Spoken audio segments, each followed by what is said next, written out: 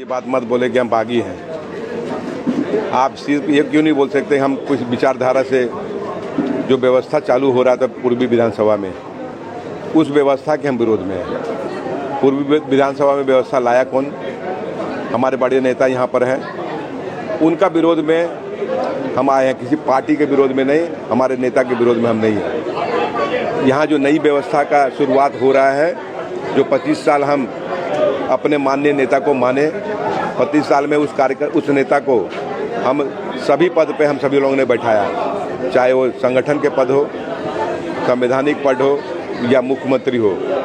इसके बाद भैया क्या ज़रूरी है कि आप अपने सदस्य को ही आप अपना प्रतिनिधि बनाएंगे अपने क्षेत्र में। हमको जहाँ तक याद है कि माननीय नेताजी का पूरा विधानसभा उनका परिवार हुआ करता था, अब उनका परिवार हो गया हम दो हमारे दो। तो बताइए, ये व्यवस्था का अगर हम विरोध किए तो हम बागी हो गए, हम चुपचाप बैठ जाएंगे तो हमको क्या बोलिएगा ये भी बता दीजिए। वो भी कोई शब्द है तो बताइए। हमारे बहुत साथी चुपचाप बैठ गए तो आपके हिसाब से वो अच्छा हुआ, तो हमें भी वही काम करना चाहिए। मतलब ये व्यवस्था का विरोध जो करे वो बागी हो गया, और बाकी नहीं तो चुपचाप कान में रुई ठूस के चुपचाप बैठ जाइए भैया, ना कुछ देखेंगे ना सुनेंगे ना कुछ करेंगे। तो हमने कोई पार्टी का विरोध नहीं किया है।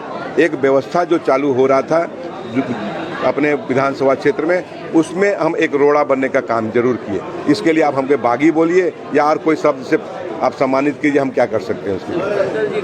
समर्थन मिल रहा है? आप भी ये भैया पूरा क्षेत्र में आप घूम रहे हैं, अगर समर्थन हमें नहीं रहता, अगर हम जीत के करीब नहीं रहते तो हमें दबाव क्यों आता है?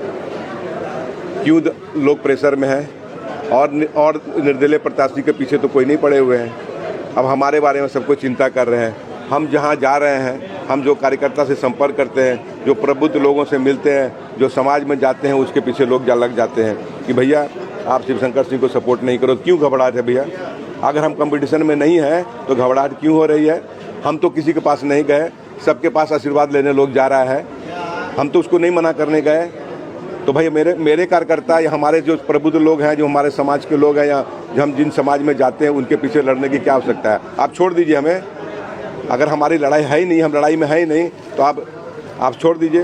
लेकिन आपको बता दें कि लोग घबराहट में हैं, चिंता में हैं कि कहीं न कहीं ये सीट भी 2019 जो परिस्थिति था वही परिस्थिति पैदा हो रहा है। और आपको एकदम स्पष्ट कहना चाह रहा हूँ, हम 90% के करीब पहुंच चुके हैं। बस 10% धक्का 13 तारीख को मिलेगा और 23 तारीख को आपको रिजल्ट मिलेगा। बहुत बड़ा चैलेंज भैया, बहुत बड़ा चैलेंज। कहाँ एक हिमालय पहाड़, बहुत बड़ा चट्टान सामने खड़ा है, हमारा तो कोई वजूदे नहीं है। हम तो उससे बड़े नेता के पाँव के धूल के बराबर नहीं है आज के दिन में। मेरा वजूद क्या है? मेरा वजूद सभी पत्रकार बंधु जानते हैं। मेरा कोई बैकग्राउंड नहीं है, मेरा फैमिली बैकग्राउंड भी बहुत बड़ा नहीं है, कि हम कोई बड़े घराने से भी नहीं है। तो समझिए मेरा आज दम क्या है? मेरा दम है, मेरा जनता जो जनार्दन है, जो हमारा वोटर है, जो हमारा कार्यकर्ता, वो मेरा दम है। उसके बदौलत आए हैं। सभी लोग तो बैठ गए, सभी लोग तो समान हो गए, हम ही बैठ जाना चाहिए था।